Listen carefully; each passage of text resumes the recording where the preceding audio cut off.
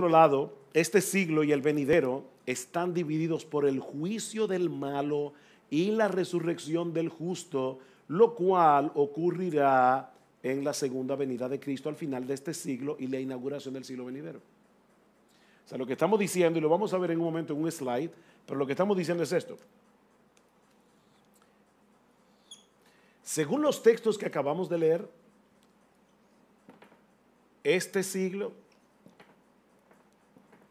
y el siglo venidero están separados por el juicio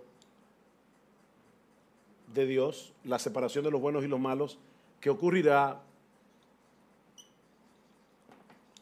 en la segunda venida de Cristo. Lo vemos brevemente en algunos textos. Lucas capítulo 20, versículo 35.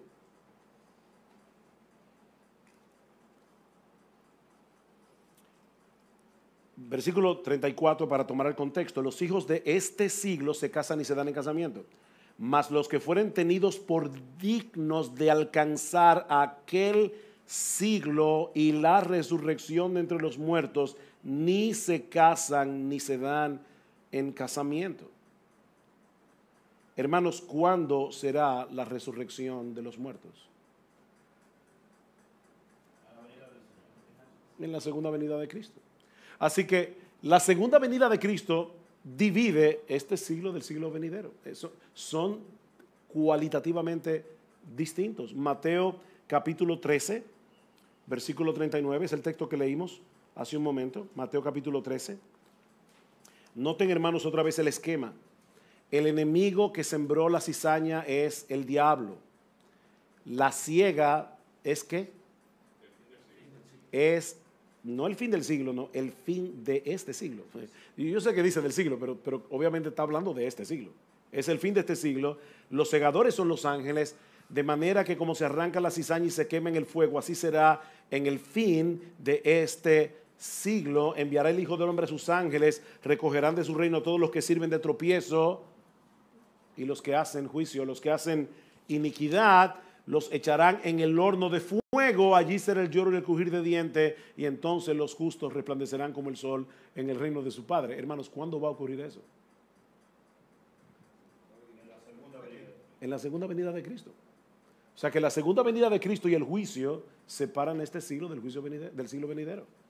Marcos 10, versículo 30 dice que padre, madre, etcétera, tendrán en este siglo casa, padre, hermanos, con persecuciones. O sea, como este siglo es malo, los que dejen todo para seguir a Cristo van a tener una familia enorme, la familia de la fe, y van a tener, o sea, ese texto le encanta a los evangelistas de la prosperidad, ¿verdad? Van a tener 100 veces más casa. No, pero no se refiere a eso, se refiere al hecho de que al haber abandonado aún a nuestra propia familia muchas veces por seguir a Cristo, vamos a tener una familia mucho más numerosa, mucho más grande, pero con persecución, porque este siglo es malo.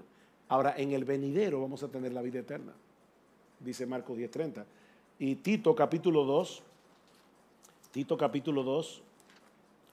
versículo 11, este texto es bien claro con respecto a ese tema. Dice el versículo 11, porque la gracia de Dios se ha manifestado para salvación a todos los hombres, enseñándonos que renunciando a la impiedad y a los deseos mundanos, vivamos en este siglo sobria, justa y piadosamente, aguardando la esperanza bienaventurada y la manifestación de nuestro gran Dios y Salvador Jesucristo. Hermanos, ¿cuál es la implicación con respecto a este esquema que estamos tratando aquí? ¿Cuál es la implicación de este texto? Que este siglo en el que debemos vivir sobria, justa y piadosamente termina ¿cuándo? O sea, nosotros estamos aquí en este siglo malo, aguardando la segunda venida de Cristo, y va a terminar este siglo.